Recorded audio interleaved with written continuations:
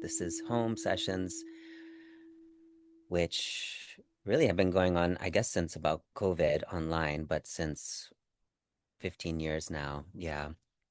Out of the Bushwick apartment and then in different iterations, and all influenced by Phuntsok's 20 plus years as a Tibetan Buddhist monk. And currently, if you're just joining in, we're going through the stages of on the path to enlightenment, of which there are some 10 to 12, and we're kind of taking some detours and going backwards and forwards and taking our time. So technically, I think we're on stage 9, but we're taking a moment to reaffirm our relationship to reality in this session, which is what we need to do in every single moment of our life. So I will just read the email in case you didn't get a chance to read it. It says, we're back this week along the stages of the path. The next stage concerns how we relate to reality. Before we explore that stage, however, we're going to take a small detour to discuss and experience the way we look at reality itself. It cannot be merely a metaphysical endeavor. It must be experiential. Reality is not written in a book or drawn on a piece of paper. It is a multidimensional experience that can only be felt, sensed, attuned to, and embodied. What is our actual lived experience of reality? No amount of pure logic will help here. We must surrender to the vibrant river of our beings to know the true current of life. So, yeah, with that, we'll pass it over to Phuntsok. I think all of you know the different ways we can donate, and donations are very helpful to keeping this wonderful group alive. So please consider if you're not already doing that. And yeah, thank you so much, Phuntsok, for your time and your wisdom and teachings always. As always, thank you very much, Nizam. So let's get right into it.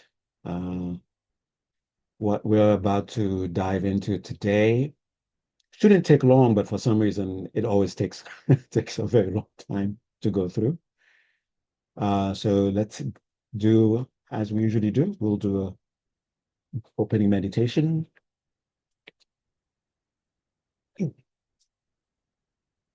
Just let yourself know that you're about to meditate. And as you just hold the intention to meditate, allow the body to respond to your intention to meditate. Like there's an intelligence within the dimensions of your being, or that already knows. There's an intelligence in the body that knows. There's intelligence in the mind that knows. There's an emotional intelligence that knows what meditation is, what its purpose is. So there's no need to impose what it's supposed to be on your system. Just hold the intention and allow these intelligences to respond and feel their response coming through as impulses to make certain changes, to make certain adjustments physically, energetically, emotionally, mentally.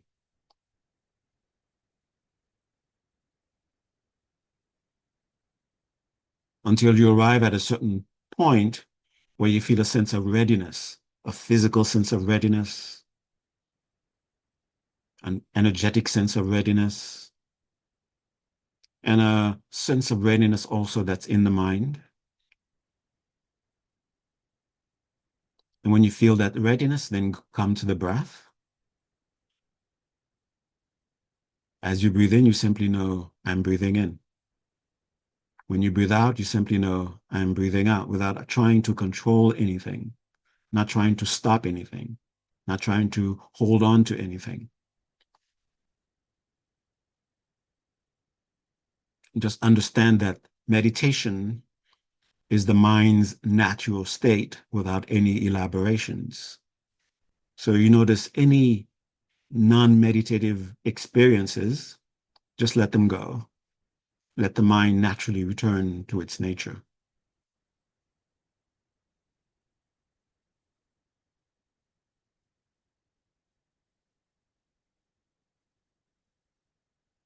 And as you just continue to observe the breath in this way, without grasping, without rejecting,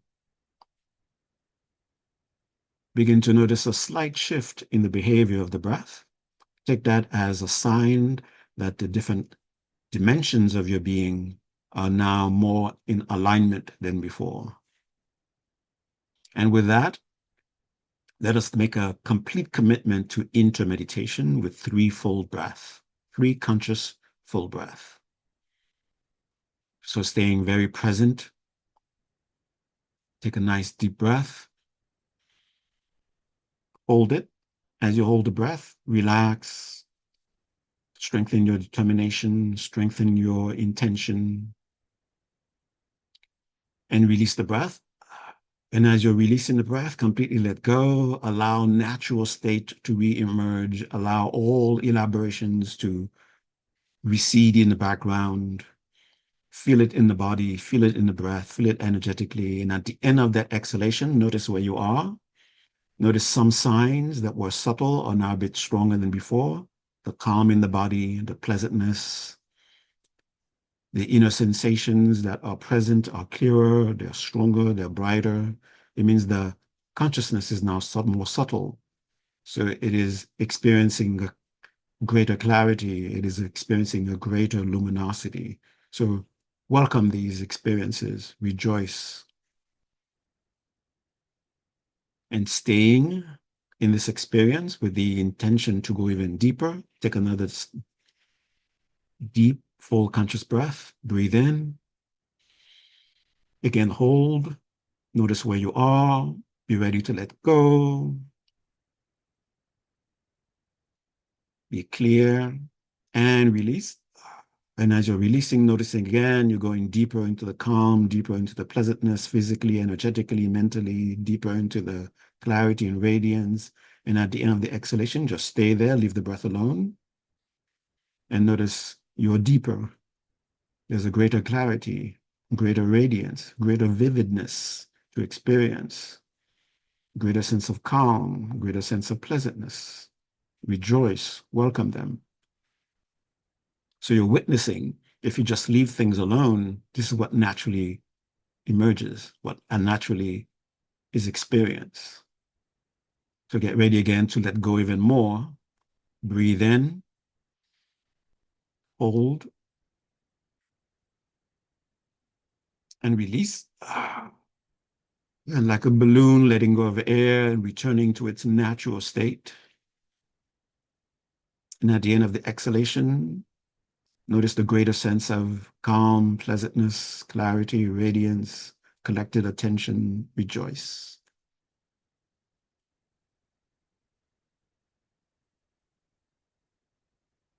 There is reality. We find ourselves in it. We are experiencing it. And there's a way with which we can't help but relate with it. And there's this spontaneous wish to relate with it in a way that is skillful, conducive, because there are certain experiences that are unwanted. There are experiences that are not present, but that we wish, that we feel faith and confidence that are possible, possible way of relating with reality. So whatever it is within us that is giving us this diagnosis, whatever within us that is giving us this conviction that there is a more skillful way of relating, of being in reality, let that come, let that come to the surface and give it a form, imagine it to have a form, feel its presence. If it already takes on a particular form, allow that form to take place without being attached to the form. It is not the form, it is simply a means of communication that it is using. It could be just a bright presence without any particular shape. It could be a definite shape or form that just upon seeing it, you feel inspired. You feel connected to something meaningful. And understanding this is just a mode of communication, a mode of being directed. You open yourself to it. You trust it. You respect it. And with confidence of its ability to help, you express gratitude.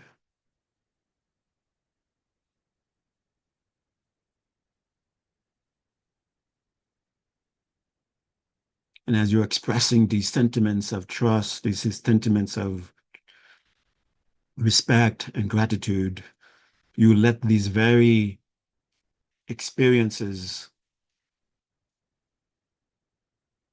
take you deeper into the calm, deeper into the pleasantness, deeper into your natural state.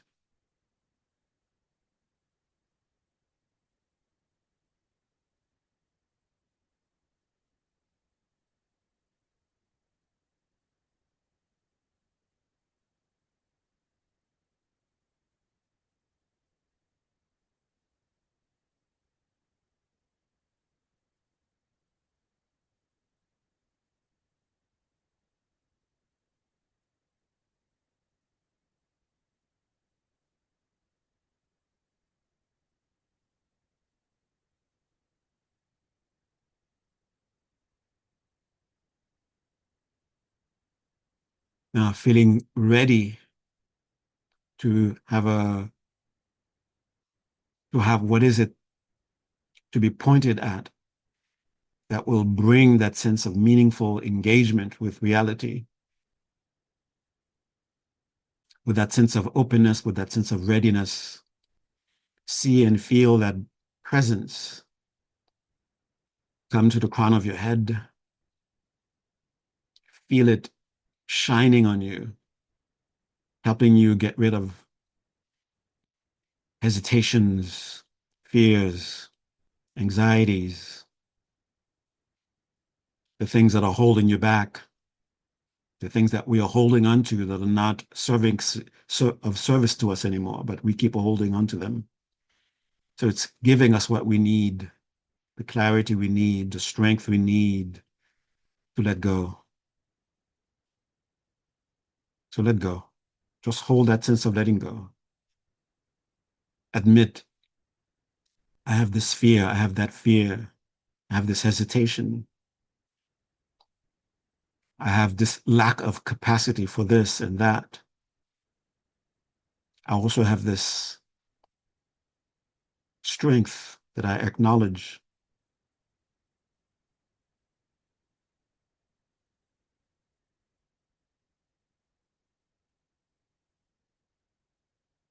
And that sense of readiness is strengthened.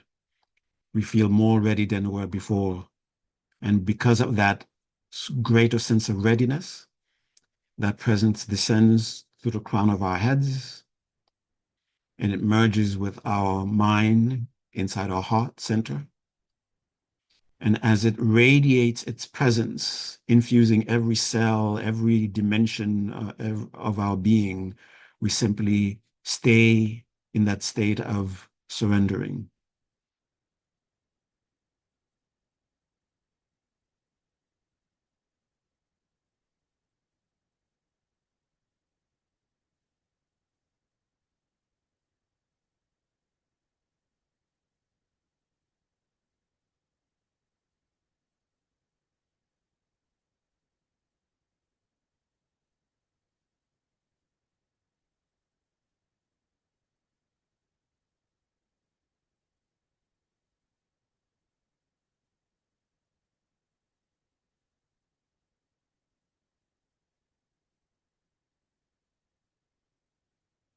And with that sense of readiness, openness to whatever it is within us that will make the best use of this moment,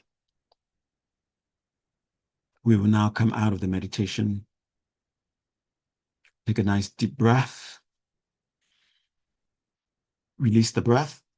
And as you release the breath, deliberately reconnect with your immediate surroundings. Be aware of the somatic experiences, the sense of touch, the temperature, the feel of the clothing, the different sounds, and deliberately noticing colors, shapes, lights, shadows.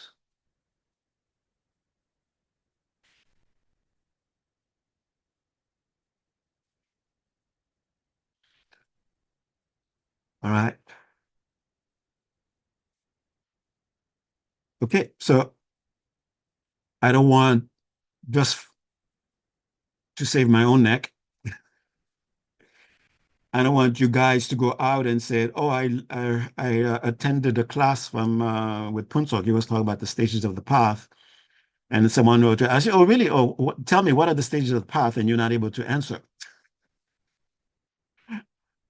But so we'll do a very quick review, not to be boring and reviewing, but just to see where we are. Okay. Um, the path is is sort of divided into, you could say, advices for for three main stages or three types of intentions. They are called the should I go into that? Well, they will ask you, but they don't really make any. They're not really relevant for actual practice. But you will need it to give to be able to answer. Okay, they call the smaller capacity, the medium capacity, and the greater capacity. Okay. What does that mean? It means depending on where we are in our relationship with reality, it will create certain kinds of intentions with how we want to deal with the path. Okay. When we recognize, okay, I want my relationship with reality to be such that I want to no longer have to experience a dysfunctional way of relating with reality. That's for, and so you basically want this life to be as best as it can. That is now what is referred to as concerned for the smaller capacity. Okay. And the next one is to acknowledge that, well, it's not just this life, my existence is beyond this life. So I want my existence with relationship with reality to be a healthier way of relating. And that is now your medium capacity. And the greater capacity is that when you're able to now go beyond yourself, and now where you see, you extend the sense of self to be not just to be contained within the boundaries of what you call your personal experience, but you extend the sense of self to include all selves. So everyone. So the reason for being on the path now becomes the greater, what is called the greater capacity. Capacity meaning uh, capacity to be able to make life more meaningful, the capacity to make life um, less dysfunctional. So if the capacity is only for your capacity, that's the lesser one. When the capacity becomes capacity for whoever you encounter, whoever you meet in life, then it's a greater capacity. So the stages of the path are sort of mainly categorized into these three main intentions, three main sometimes they call them capacities for the path. Okay. Uh, it doesn't mean that what is being what is being taught is only for, if you're in this side, what is being taught is only for that side. Okay. For example, so-called higher teachings, you may hear them, but if your innate capacity, that is, if your sincere concern is about, I just want this life to be better, so you're doing high teachings, high things, but your intention is to only use them to make this life better, then that's lesser capacity. So it's not so much the teaching per se that makes it lesser capacity or greater capacity, but it's the person. You could be just for the entirety of your career on the path, all you're doing is paying attention to the breath. But if your intention is to be able to reach that level where you are become of a source of a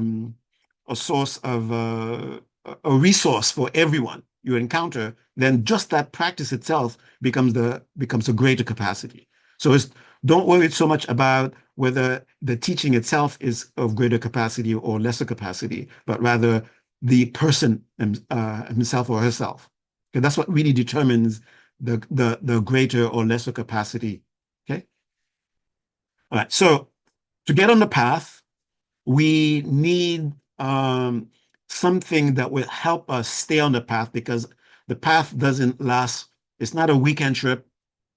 It's not a week-long trip. It's a long time. Okay. It takes a long time.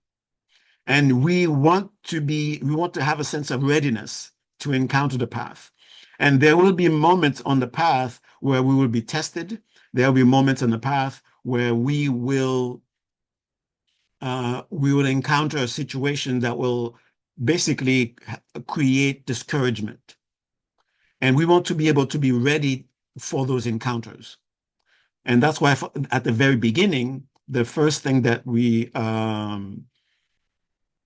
we set our mind on, that we make our mind come to a realization about, is what the teaching that I refer to. I would say two things together. Within the Gelugpa is like there is an ideal that you feel is a great inspiration, and and you establish a relationship with that, and that is what is referred to as the establishing a proper relationship with teaching, with teacher, with the process of establishing a proper relationship with that, which is where you arrive at a conviction that the sincerity of my aspiration is sincere, and because it is sincere, that very sincerity has already begun to transform my life, and it is now appearing in my life to guide me. It will take different forms. It might take one particular form that is very strong, but you are open to the meetings that your sincerity will make you encounter. Okay, so that's the very beginning. And very connected to that is to see that you indeed have what it takes to fully realize what you wish to realize. They are within you. You have them already. And then and it's not something that is easy to come by. You worked very hard to have this opportunity. You worked very, very hard to get it. So since this opportunity is rare, you want to honor it.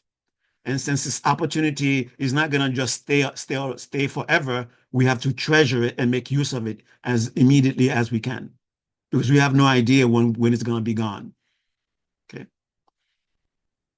And from that, then uh, we we go deeper into, okay, what is it about reality? What is it about the experiences that we have right now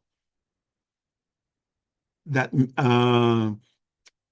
that informs us about the reality that we are experiencing, the reality that we find ourselves existing within. What do we notice? And what we notice here is we want to get to a point where, yes, I'm not insane for having these experiences. I'm not insane for wanting something else, or different way. There's something about the way that I'm experiencing reality right now that is dysfunctional. There's a way that with which I'm relating. My relationship with reality is such that it is unhealthy, and I'm experiencing that. I'm acknowledging that, and the very fact that I'm aware of this unhealthy relationship, it's itself a sign that tells me that there is a healthier way of having this relationship. And I want this healthier way of having this relationship. I don't know exactly what it is. I don't know exactly what it will be like, but at least I know there's a degree of conviction within me that it is possible. Okay. And we have this conviction. Because of this conviction, then we open ourselves. We open ourselves, okay, what is it that is, what is, we allow ourselves to be honest and sincere about our experiences so that we don't end up making fantasies about what we want to have. We don't end up making fantasies about having achieved something when we have not achieved it. So we want to begin to develop a way of sincerely and honestly engaging reality. This sucks, it sucks. This is wonderful, this is wonderful. It's not because we are fantasizing about it. It's not because we are underestimating, overestimating, but we are allowing ourselves to be present with whatever is available to us, however reality is being presented to us. Okay. Um, then eventually once we are aware, we have a certain awareness of reality. We have a certain awareness of what is possible. We have a certain awareness of what we can aspire to. This healthier way of relating of this relationship with reality. Then we begin now. Okay, what is it that we need to do? And that's where we got into the we call the three modes of relating with reality, the three trainings. There's we we can't help but behave. So we have to look and see what can we modify within our behavior. And then we notice that our behavior um, uh, informs or modifies what is it the capacity uh, to be absorbed in something. So what is it that our behavior makes us become absorbed in? And those things that we become absorbed in, how are they helping us with this wish to have a healthier relationship with reality? Okay. There are certain absorptions that are helpful, and there are definitely certain absorptions that are not helpful. Okay. And then there is you could say a body of knowing that are helpful, and there are a body of knowing that are not so helpful. Like sorry, what are the sizes of the Kardashians? That's knowledge, but how is that helpful to help you with your relationship with reality? Okay. I don't know, for some people it might help. If it's helpful for you, go and make sure you know it by heart, okay? But the thing is, not all knowledge, not all knowing is that necessarily helpful. So you want to begin to connect with the body of knowledge that will be helpful for you to help address this way of relating with reality. Okay. Then there is a part of the teaching where we now look at we take we look at the map of reality. So the map for reality is what is referred to as um, dependent origination, or the 12 links of dependent origin. I mean, it sounds like it's going to be, oh, another list of things to memorize. As a matter of fact, I can tell you, not everyone necessarily memorize them, but you have to know at least there are 12 of them that are mentioned. And the 12 is not necessarily uh, it's 12 and nothing but 12, but it's a way to help us organize.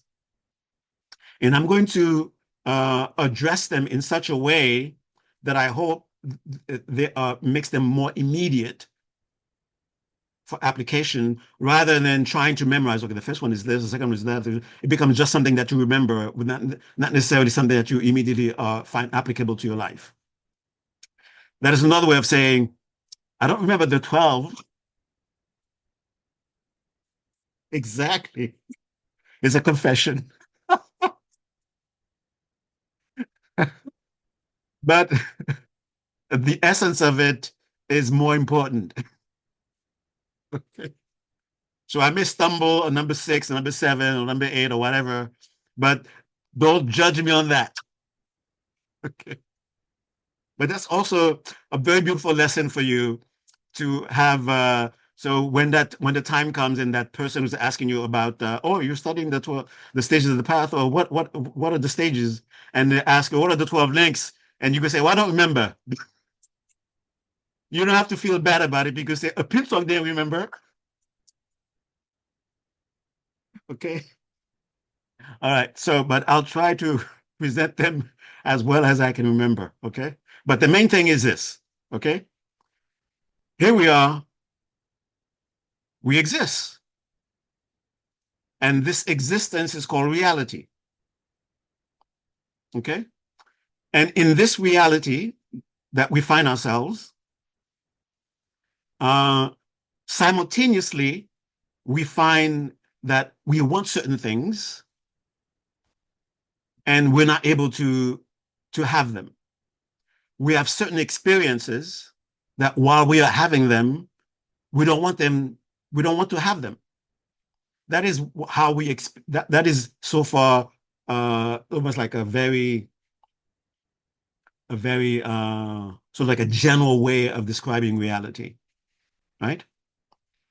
So what is the immediate experience? What is the immediate thing that we know? That is reality. Okay, the immediate thing that you know, that is reality. Even what we immediately know is distorted, or even if what we immediately know is something that is not useful, but it is what it is what it is, because that's what we have encountered. That's what reality is presenting to us. Okay, so no matter what experience you have, you are meeting with reality. So it's not that reality is hiding itself from you, but rather what is going on with this.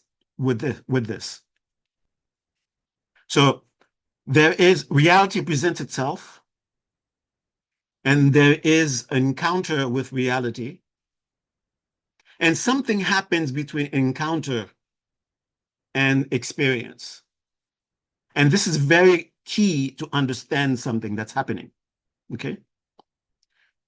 So you are given the what do you call it? The end of the story. What's that called? The plot or the ending. Wait. Oh, okay. Uh, the ending of the story. I'm gonna spoil a spoiler alert. Suffering. That's the ending of the story. Okay. But before we get to the ending, which is suffering, we have to go back a little bit. Okay. So reality. Remember, reality is whatever it is that you're experiencing. There's a contact with it. In that moment of contact, you could say reality presents itself as it is. Reality doesn't uh, um, uh, deceive you. Reality doesn't deceive you. Reality doesn't is not the thing that says I am this way, but it's hiding what it really is. Okay, but however reality is, we make contact with it. Now, we want to know what is it that we are encountering. So that is sincere. There's nothing wrong with that. There's nothing wrong with wanting to know what is it that you're encountering. So in order for us to know what we are encountering, the mind does something with the data. It organizes it into beautiful little chunks. This is this over here, organize this is that over there, so that you can say, oh, that's this, that's that. So you can relate with them. But unfortunately, we say, we're in a hurry. We are in a hurry. No, it's urgent. No, we got things to do. So we stay with the organization into chunks. and we leave. And that is, we leave the process of looking at what is of the encounter, of noticing the encounter. We say, thank you very much. I have enough data. Okay, and now I can go and build the stuff I wanted to build. Thank you very much. And we end up saying, um, reality is this. Reality never said, I am this.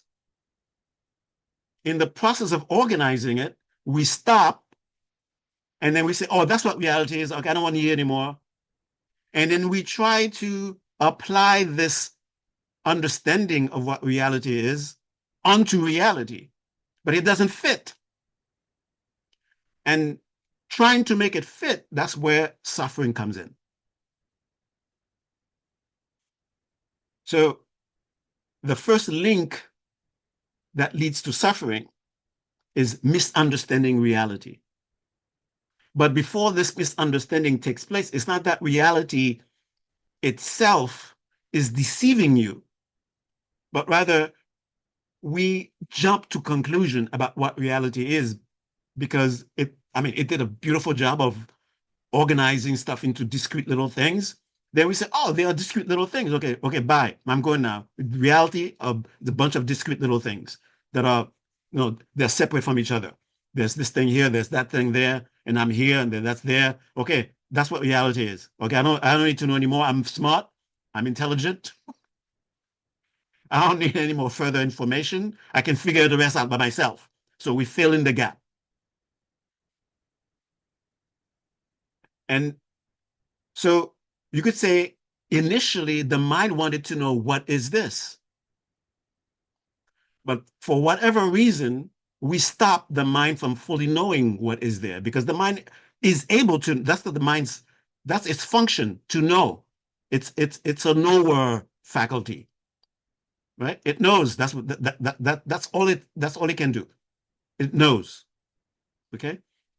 And it's trying to just do that. No, but for some reason, we're too much in a hurry. We say, okay, that's enough information. We got the rest. And now what we end up with is a misunderstanding of the encounter. And with this misunderstanding of the encounter, we try to act. We uh, go and behave. We act and behave. So this misunderstanding basically organizes reality in such a way that it creates a system to try to accommodate the model that we have about reality. Okay, since you believe everything is discrete things, then it must behave this way as discrete things.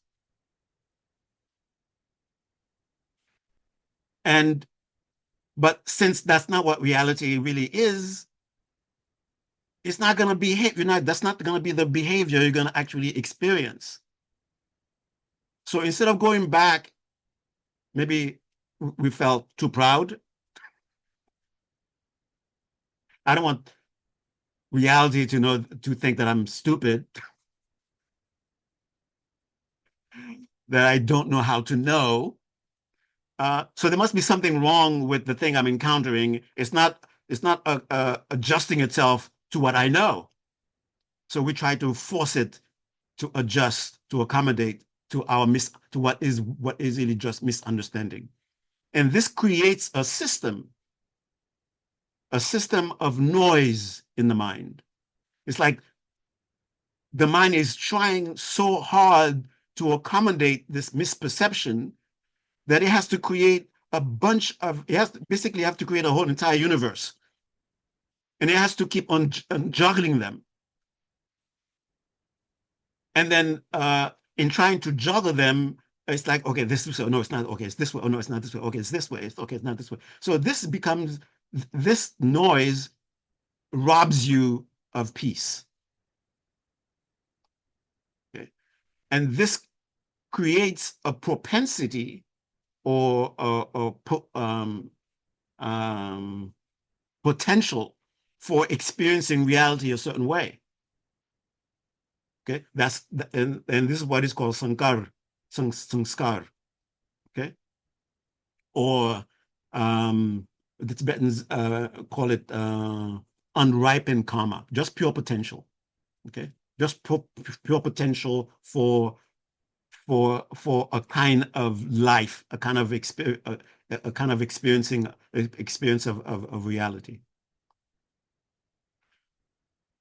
And this potential, this potential for a universe, for or way of experiencing reality, now needs certain mechanisms for us to have the appearance of that reality. Okay. And interestingly enough, then comes what we refer to as the potential for experience, for personal experience. Okay. There's the potential for the kind of reality, the whole kind of universe, and then there's a potential for a personal experience of it. Okay. And it is this personal potential for experience of it that is, strangely enough, is referred to as consciousness. It's kind of a confusion to call it consciousness, but consciousness here is referring to as the what's called the stuff within consciousness that perpetuates the next moment of reality.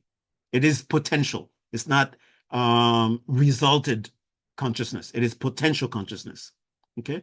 So this potential consciousness actually organizes the kind of what is called the body-mind complex.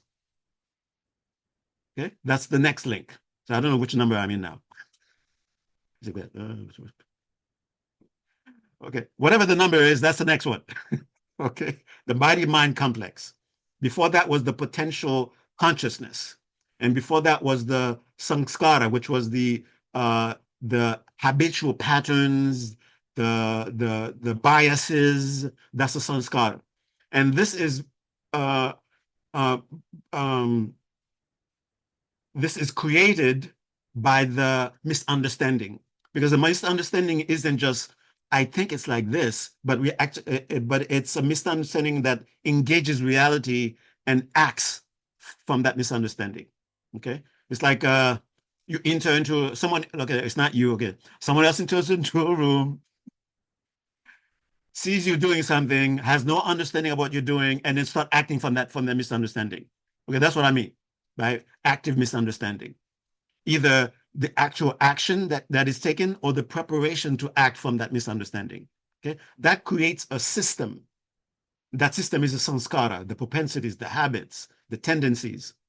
And these tendencies will create a potential consciousness. It's interesting that the potential consciousness is what creates the body-mind complex. Okay, and now you have the body-mind complex, that there's a way that there's going to be a way of engaging, how you're going to engage reality. Isn't that interesting? The misunderstanding of reality creates a way of engaging reality. Okay, and that's what is referred to as the sense doors. You know, the eyes, the nose, the things like that. Okay, it's like reality must have only 7 colors. Okay, now we need a mind-body complex that where it sees 7 colors. Okay, that's a good way of understanding it. Okay, so and now you have optic apparatus that sees 7 colors. Okay, and that you have a hearing that has this particular range of hearing, a particular vibration, and so on and so forth. So that's the sense doors. That's the whatever the number next in the link. Okay.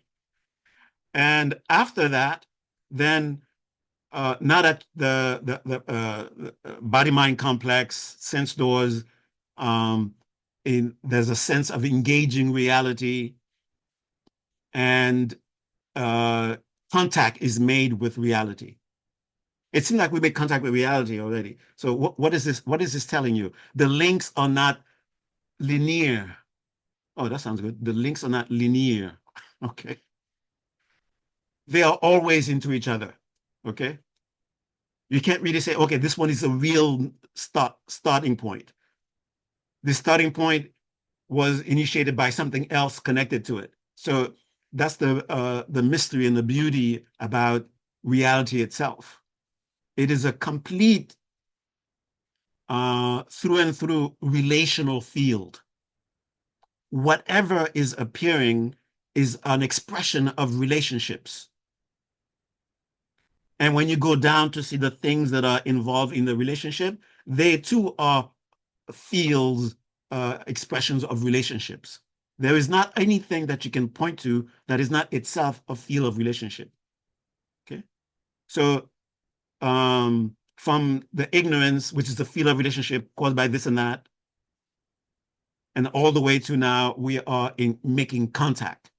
That tells you for contact to take place, there has to be something making contact, there has to be something to make contact with, and there is the relationship with each other, which is the contact. Okay. These things are always there. How they are perceived, how they are experienced is dependent on how it was set up for them to be experienced. So now you have contact, and from the contact, now you have experience from the contact, is referred to the now feelings. And by feelings, they mean feeling tone. It's either a pleasant experience or unpleasant experience or neutral experience. Buddhism doesn't provide a fourth or a fifth or anything else. It only provide those three: pleasant, unpleasant, and neutral. And due to, if it is pleasant, then we develop attachment. If it is unpleasant, we develop aversion. If it is neutral, we go either way, or we just have a indifference. Okay. And the thing is, remember, all this is the way we encounter, the way we deal with encounters is that we don't follow all the way through. We stop. So I make contact with this thing, and then aversion comes up. It's, oh, this thing is by itself is the thing that causes aversion. We don't see it as a relational thing anymore. We're not seeing the relationship that is taking place. The thing appearing out there, that's the thing causing the aversion all by itself. Okay, and it's throwing it at me. Okay, or the next. So you have feeling, we have contact, we have feeling, and from the feeling come what is referred to as the Tibetans. The way they translate it is sounds much better. It's called initial desire. So basically, uh, uh, uh, uh, a kind of attachment that is not strong. Okay, that you still have the capacity. It is weak enough for you to do something about it if you decide to do something about it. Okay, so initial desire. And this is what sometimes, because they will ask you questions, the term that is mostly used or at this point is a craving. Okay, craving.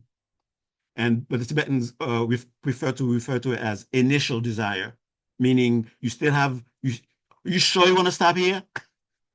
Kind of thing. And the next one, of course, is, let me see, what's after initial desire would be strong desire. Okay. Now you're stuck.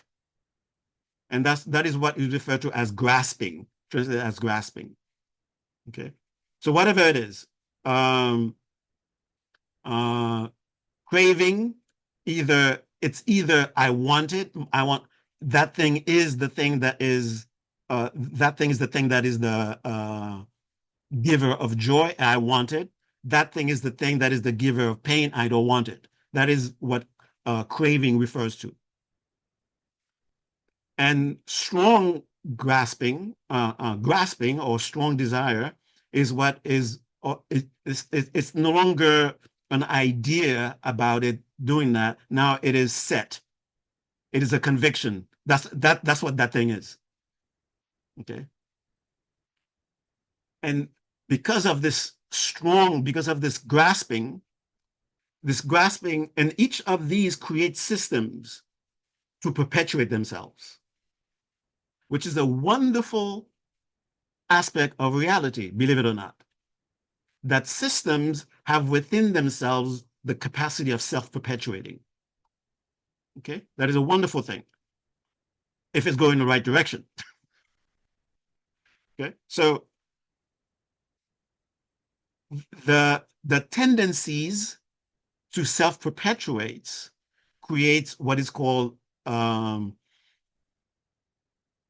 Tibetans say it much better, ripening karma or conception. The way it is classically translated is I don't know if I don't know if it actually makes sense. It's English, but it doesn't make sense to me. After all these years, I still true. What does that mean? Becoming? Does that make sense to you? Well, I mean, it does make sense to you, but so far it hasn't made sense to me yet. So it is the uh, the the self-perpetuating aspect that is inbuilt in the system to be to recreate itself. Okay, that's what becoming is, right?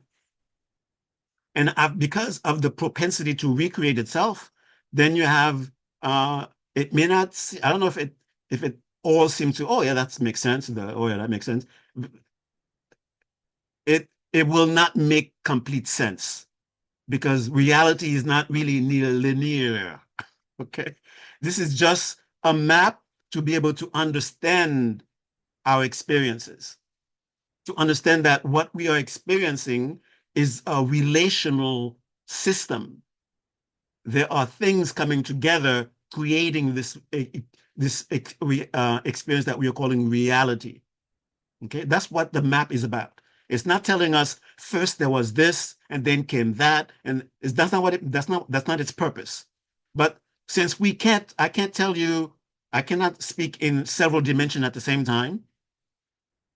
I can only speak in the dimension of linear, so I have to speak in linear, but that's not the exact representation of reality. Okay, so the next one is birth. What? Where did birth come from? So it is saying that propensity to self-perpetuate eventually give rise to an appearance. It's not necessarily birth like your mother give birth to you, but rather an experience is birth, and then it's birth from the propensity to be birthed. Okay, and that is connected to some other things. Okay, so if you want to, yeah, it's your birth, but it's not necessarily the birth, the giving birth to someone. And then because this is birthed from misunderstanding and trying to connect with reality, and since this birthing is seeking to make reality adjust to it rather than to adjust to reality, it experiences what is referred to as suffering.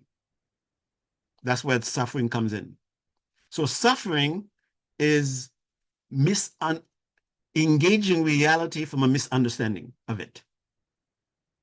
Now, when you hear that, uh, it seems like, oh, there is a reality, there is something I have not yet encountered.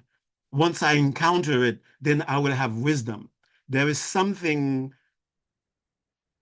other than what I am encountering that once I encounter it, then things will be better. And that's why the Buddha now, after teaching this 12 links of dependent origination, and of course you have to know Praticca Pramutpada. If you don't know the name in the Sanskrit and the Pali, you can forget it, but you can't say I didn't say it, okay? You're gonna be quizzed. I know you're gonna be quizzed. The guy in the subway standing in front of you, oh, you're studying okay, Praticca Pramutpada. okay? Or Tibetan tendrel, which is easier to understand, tendrel, okay? Anyway, so after teaching this link, talking about the path or the relational feel that gives rise to experiencing reality in such a way that suffering is the experience. Now the Buddha says this very suffering is your ticket out of here. So that means whatever it is that you're experiencing, it is part of reality. And it is not fully engaging reality that eventually end up with experiencing reality in such a way that we suffer. So since reality has been arranged in such a way, and now you're experiencing it as suffering, so this suffering is reality. It is not something other than reality. It is reality. So it is the path, the means of actually achieving freedom. So you look at reality, you don't run away from it anymore. You don't make up your mind as to what it is by filling in the gap anymore. You allow yourself to sit with it and say, this is not pleasant. That is the reality. And you stay there. Oh, yeah, it is really not pleasant. You stay there. And as you stay there, you begin to see, oh, this is a relational thing. It is not some uh, independent thing being thrown at me. I'm actually witnessing a relational phenomena. This and knowing that it is a relational phenomena, then you are beginning to see reality. So it is the web of reality, which is relational, relationality, dependence, interbeing. That's what gives rise to all experiences, whether it is pleasant or unpleasant. And it is not seeing this directly and not seeing it that is another aspect I like to say about reality is that reality is freedom itself. So because we are perfectly free, we can stop looking and draw our own conclusions. We are free to do so. That is an aspect of reality, this kind of freedom. And we are also able to completely stay with what is happening so we can observe and directly see, relationality, relations. That's what is occurring. That's what the reality is. And when we see that, then we are now we can begin the path to freedom, to no longer engage reality in such a way that is unhealthy, that is unwholesome, that is dysfunctional. And this gives us confidence. This gives us faith. I see faith, suffering is not something that is being imposed. It is the coming together of various conditions. It cannot exist without those various conditions because it cannot exist without those various conditions. And all these conditions, I can interact with them because that is their nature. Their nature is relatable. I am a relatable thing. It's a relatable thing. And we can relate. That's what relatable things do with each other. They relate. And when they relate, their very relating transforms them because that's what anything that is. It is a kind of relating. So if I relate with this in a certain way, it will no longer be what it is, and I will no longer be what I am. But I will continue, but not in the same way anymore. Okay. So no, when we come to know that suffering is a relationship, it is what you call it. If you imagine a web, the web itself comes together and creates a particular knot. What is the knot? The knot is not something that is put on the web. It is the web itself having configured itself in such a certain way that it becomes the knot. It is the web. It is not the web. Configure it a different way, it's no longer, it's a different appearance. Okay. This gives rise to faith, conviction that it is possible to no longer have this kind of way of relating with reality. This faith gives us a certain kind of relief. And this relief is, now we go into words that make no sense in English, but there are different degrees of ecstatic experiences. Okay. You have, that's the first one. It's possible. It's possible. Okay. That's the first one. The second one, now you're calm.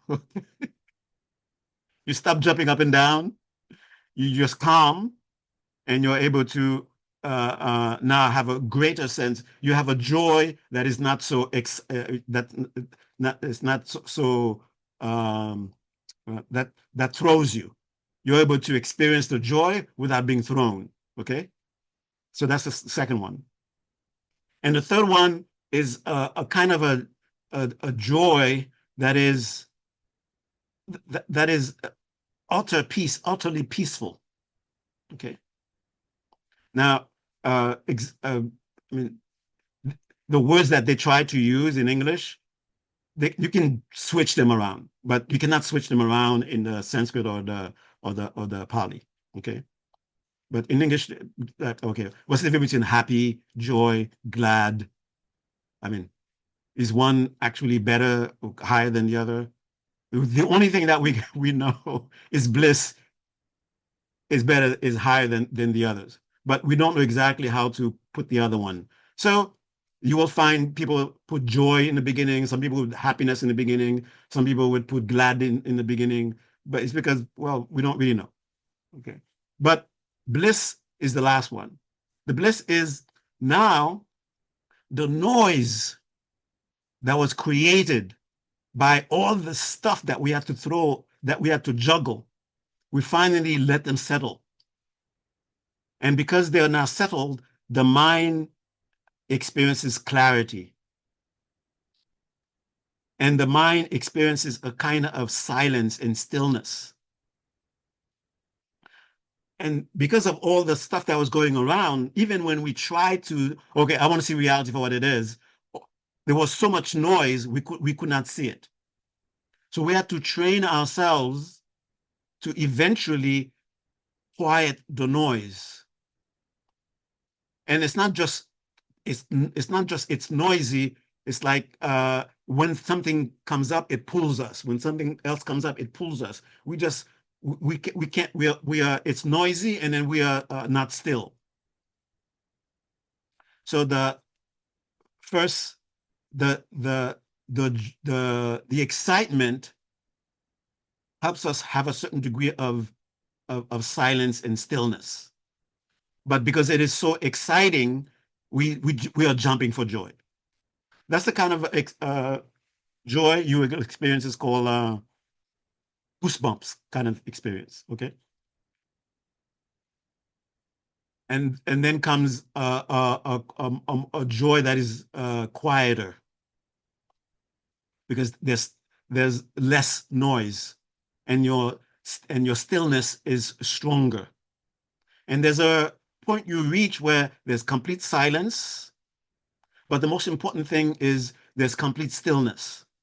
Even if there is noise, you're still. The noise, they're not pulling you and pushing you. You're able to stay centered. That's the highest one. That's bliss. And with that kind of capacity, ability to see, we begin to now look, okay, let's look at reality again. And this time, I'm going to be still. I'm not going to draw conclusions before I see the full range of what is being presented to me. And we then allow ourselves to see reality for what it is. We see it is, what I am perceiving, what I am engaged in, what I am part in is a web of relationships. That's what reality is, a web of relationships. The mind, in trying to, in its initial uh, aspiration to come to know what it is encountering, it did the initial thing of organizing things, which gives things the appearance of being discrete, separate things. And you go beyond that and you see, oh, I am mature enough so that I can still say this is this thing without it having to appear as an actual separate thing. I can still see it as this is, like, and say this is this is Harish, but at the same time seeing that Harish is a bouquet of things and conditions coming together, always always interacting, always in flux. It's not some static thing that is, but the appearance of the static is just a way for the mind to have a sense of meeting it. Okay. And when the mind is finally settled, mind finally is able to see reality without the noise and sees reality directly, then the mind has wisdom, seeing reality for what it is. And because it sees reality for what it is, it no longer has impossible expectations from reality. Because it no longer has impossible expectations of reality, then because that is the means and mechanism that creates this unhealthy relationship with reality, that creates this suffering. And suffering itself is like a diagnosis. Okay. It is reality telling you, A, you're engaging with reality in the way that is not in alignment with reality. That's what suffering is. It's like a reminder. Readjust yourself. Okay. And if you look at the suffering itself, which is a diagnosis, then you will be able to see what it is what is it that it is telling me. Okay. And eventually we'll be able to arrive at the right way of engaging reality. So the impossible things that we demand that we made on reality, it's not that, for example, I want to be content. I want to be happy. It's not that these are impossible demands, but we cannot expect reality to be able to deliver these things when our relationship with it is dysfunctional. So there might be uh, some so-called spiritual path that tells us wanting to be happy is the problem. It's not necessarily that, okay? But rather the means, the which with the means with which we engage reality is the dysfunctional way that it cannot give this kind of a result. So wanting happiness, wanting contentment is actually wanting to return to our natural state. It is our natural state calling us. And suffering is telling us we have ventured far from our natural state. So the happiness that we eventually encounter, the bliss that we eventually encounter, is not something that someone say, "Oh, very good job. Here's a little a reward for you." It is simply what it is like to abide in authentic nature, in authentic way of being. That's just what it is. Okay. And then constantly encountering this, we encounter what is referred to as the noise no longer have power over us. That is translated as dispassion. I have to give you the words that they give me, okay? I didn't invent the language. So that is dispassion. That is the noise no longer has power over us. So we begin to disassociate, disconnect from the dysfunctional way of relating with reality.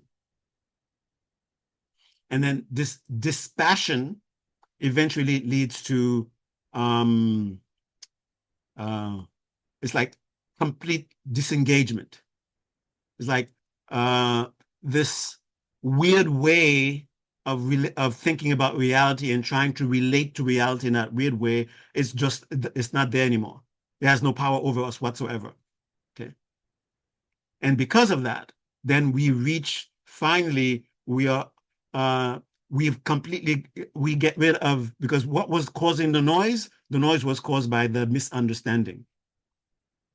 Now that we have correct understanding, so the mechanism that which created the noise is no longer there to create noise. So the peace that we wanted, thinking that something would give it to us, was actually our minds, our being with itself. Our being with itself is the peace that we've wanted. Our being with itself is the happiness that we wanted, but we wanted it. We thought it was something that something would give us because of that strange thing that we set into motion. When I make contact with that, I experience pain. When I make contact with that, I experience pleasure. So it is in contact that it happens, but it's just something that we set up to be that way because of our misunderstanding. So that's why we keep looking for the right contact. We keep looking for the right contact. So we can have finally be free. So we can finally have the peace that we want. But those are impossible demands. That is, reality is not that way. So it cannot give it to us if we want it to give it to us that way. But if you want to continue to want to ask for it that way, you can spend eternity asking for it that way. You are free to do so. But reality is not going to suddenly become something else. We are in reality. And being in reality means there is not anything, there's not any experience that is not itself a means of directly knowing reality. So no matter what experience you're having, you're in touch with reality.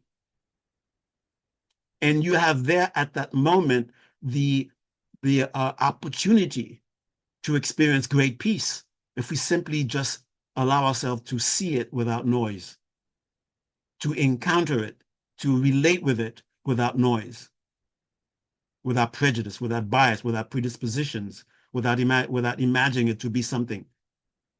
If we just allow ourselves to just be with it, we will encounter the natural state of peace, natural state of joy. Okay. And again, it is not something that would be added to you. Oh, good job. Here we go. Here's a little bliss for you. Okay. All right. So this is why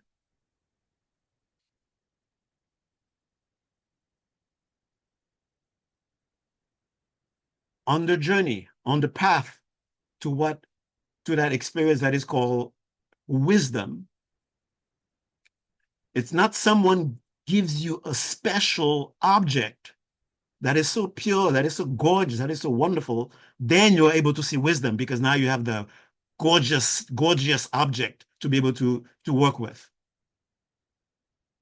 What you need to work with is your direct experience.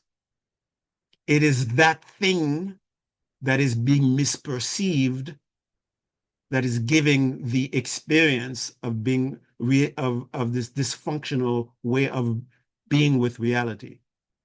So if we just allow it to be what it is and encounter it as what it is, then it will be the path. It is itself the path to liberation.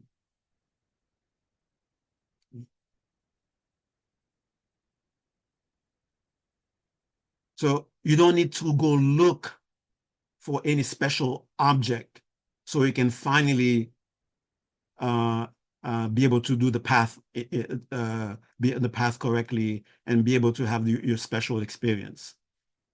Yeah. You already have it. It's your everyday life. It is the experiences that are actually present. So there is something that is said that it's not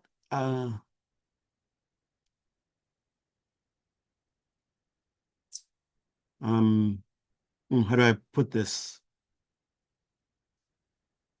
So these kinds of terms and teachings that are very confusing, well, at least for me, they're very confusing. And when I see people trying to implement them, I witness confusion. Okay. So when it says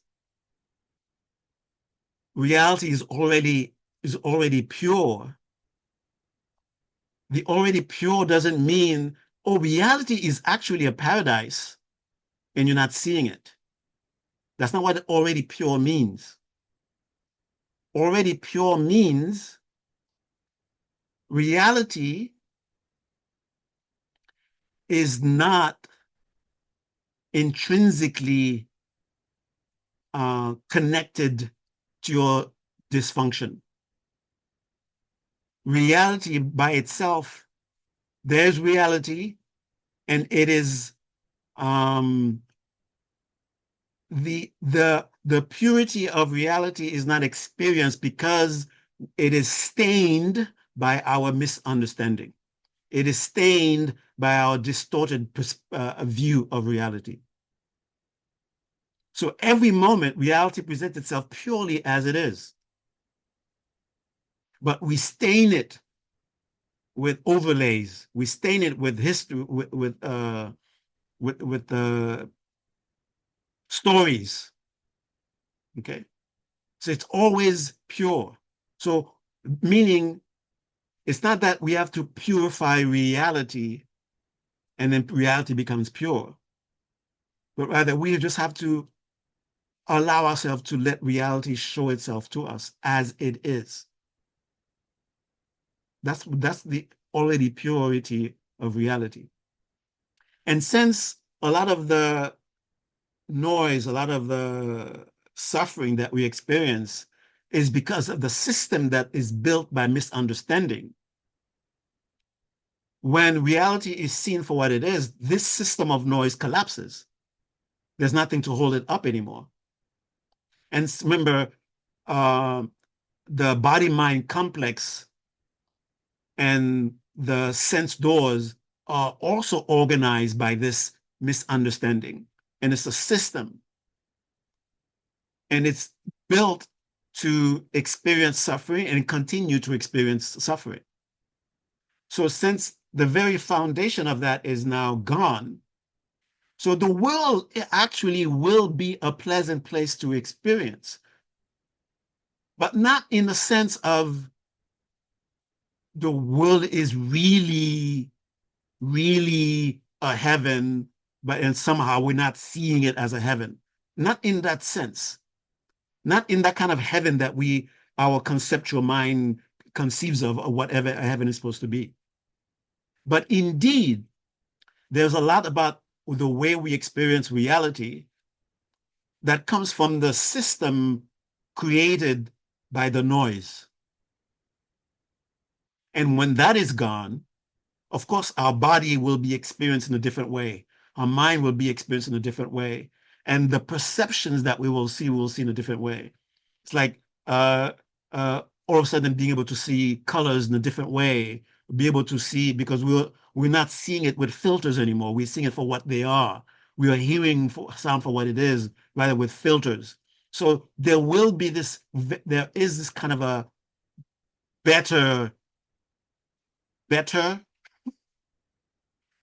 uh, better world kind of thing. But I don't want to say better world in the sense that it is a heavenly world and somehow we are blinded to it. Because it's not that all of a sudden on Wednesdays you don't see garbage in the streets anymore. Okay. You will still see garbage and we'll say, oh, that's garbage. but the overlay that we put on top of it, that will be gone. And the garbage will be pure. It will not be stained. Okay. And then you will do what you do with garbage. You throw it away. Okay. But this time, seeing it purely. All right. Oh my goodness. I didn't know I was going that far into it. So I give you all the, well, there's a particular way I'm supposed to understand dependent origination itself. Uh, Dependent origination is called the uncle that helps you see emptiness. If you understand dependent origination, it will help you see emptiness. So you could say dependent origination uh, is the explanation of appearance, which is reality. And emptiness is explaining how this is possible. And it is uh, uh, the the therapeutic aspect of wisdom where the distortion, the noise is absent. So that will be like the emptiness. And the dependent origination is the fullness of reality and understanding it as it actually is, interbeing, interrelational. And because of that, there is no truly independent, isolated separation. That is absent, nowhere to be found. All right, that's it. I've gone way. I don't know if I helped you much, but you can't say you don't know what the 12s are. I gave you like, I don't know, 30. All right. Questions? Yes. Um, well, what you were saying about garbage, seeing garbage in the street, a Mhm. lot of garbage, seeing rats sometimes on the garbage. Mhm. Um, I think that what usually occurs is a feeling this shouldn't be. And you think it smells and it shouldn't smell. You Mhm. shouldn't be experiencing this. This is wrong. Mhm. But if you just reach a point where it just is that what you're saying? And you Yeah, just, exactly. that's what the experience is, and you just live with it. Yeah, exactly. Yeah, that's what it is. And there's no need to overlay any other things on top of it. Yeah, yeah, Okay. yeah. It doesn't, because there might be this misunderstanding. I think, well, it's not connected, but it's somewhat connected. A friend of mine who had experienced mushroom for the first time, and it was hallucinating. The world was pure and beautiful.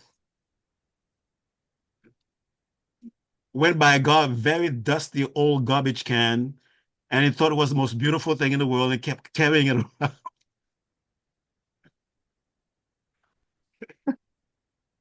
Now, this this seemingly view of everything being beautiful is not necessarily, oh, reality is really that, and then somehow we are misseeing it.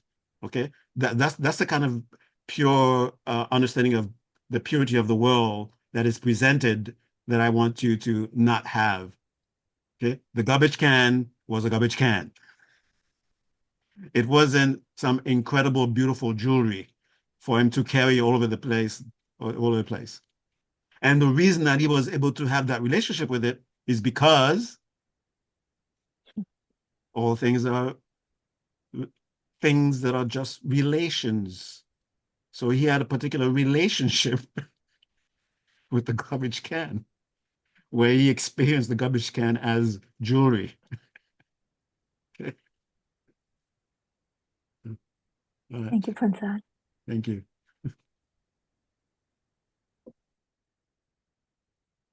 I hope he doesn't watch, he's not going to watch this.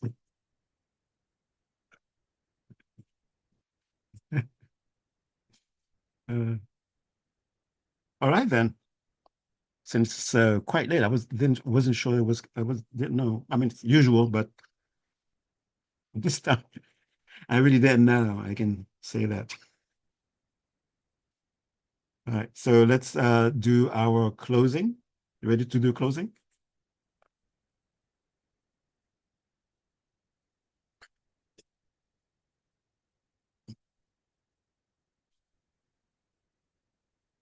I would like you to just take into consideration what I said and then take that into your meditation for just a minute or two. The idea that whatever is being presented to you is the thing that will give rise to wisdom. Okay, so whatever it is, so don't have any sense of aversion or attraction for it. Just stay and observe. Okay, just for a few minutes. Well, not few, just a minute or two. Okay, so put yourself in the posture that you're going to meditate, that's conducive for you.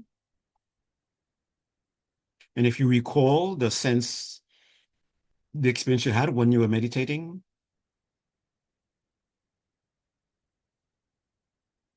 how the body felt, how the mind felt, and witness how the mere remembering of this experience, you begin to taste it in the body, in the breath, in the mind. And as soon as you have that taste, to stay connected with it, while connected with it, you take a nice deep breath. And then release the breath, you release yourself deeper into that experience.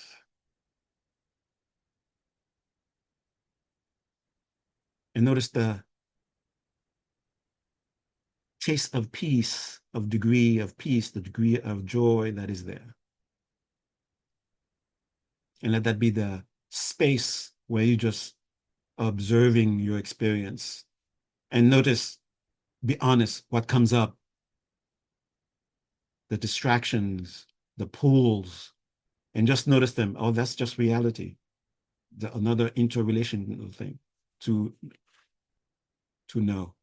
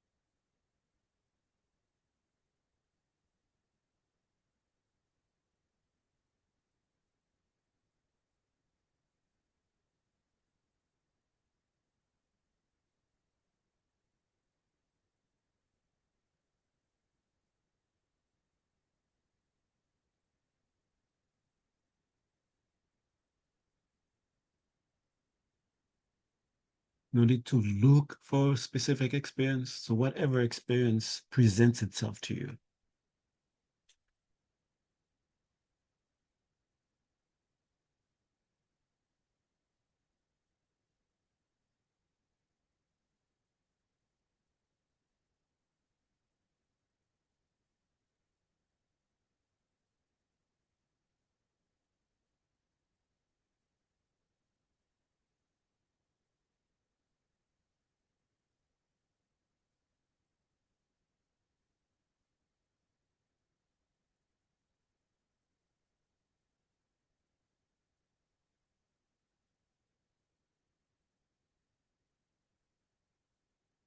from within that measure of peace, whatever degree you're experiencing,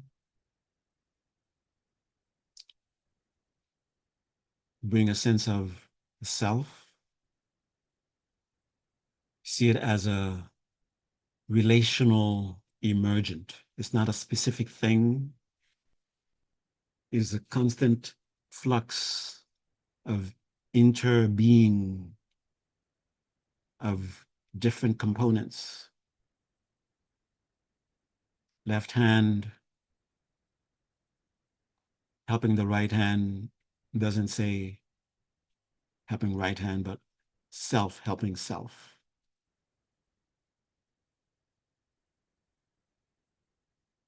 Feel all of us sitting in a circle. Wherever you are, we are there with you. And begin to extend that sense of self to each other, so that that same impulse of right hand wanting, ready to help left hand, and me helping me, we feel that for each other. And that very acknowledgement, that very sense of being begins to emerge in the center of our circle as a bright presence, a sign of this strong acknowledgement of the expansion of the sense of self. And it gets stronger. As it gets stronger, the bright presence in the middle of our presence, our circle, expands. As it expands, it includes more and more into itself. As it includes more and more into itself, our sense of me expands, and the urgency of the right readiness to help the left, we feel it for everything that is absorbed.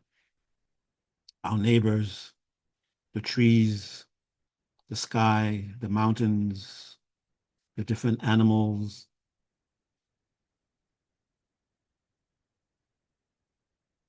until this circle absorbs what we call all reality.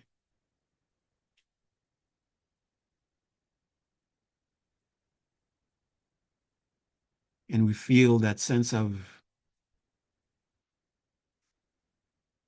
urgency or readiness. To help the mountain is to help myself. To help the ocean is to help myself. To help that bird is to help myself. And it is so strong, it is no longer a concept, but an embodied reality.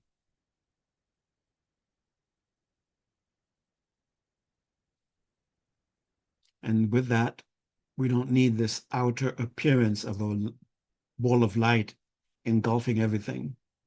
Then it begins to shrink in size.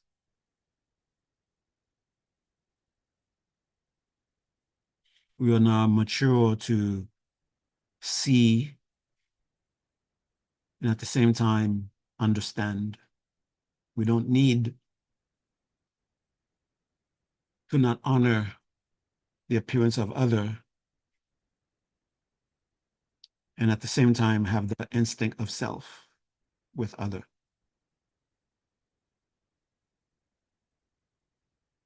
And with that, we've graduated. The light now dissolves into each one of us, into our hearts. And as it dissolves, we have this strong conviction. When I sincerely help myself, I help everyone. When I sincerely help everyone, I help myself. Feeling the merit energy of the meditation, whatever understanding that we gain through this night session, feel ready to share it, to apply it. That when we sincerely transform ourselves, we help others transform. And when others sincerely transform, they help us transform. And with that, take a nice deep breath. release. And as you're releasing it, deliberately reconnect with your immediate surroundings. Feel the temperature again. Feel the clothing again. Be aware of the different sounds. Wiggle toes, wiggle fingers. Notice colors, shapes, lights, shadows. Okay. Thank you very much, everyone. Enjoy your evening. Until next time. Love you, Phuntsok. Thank you. Thank you. Love you. Phuntsok. Bye.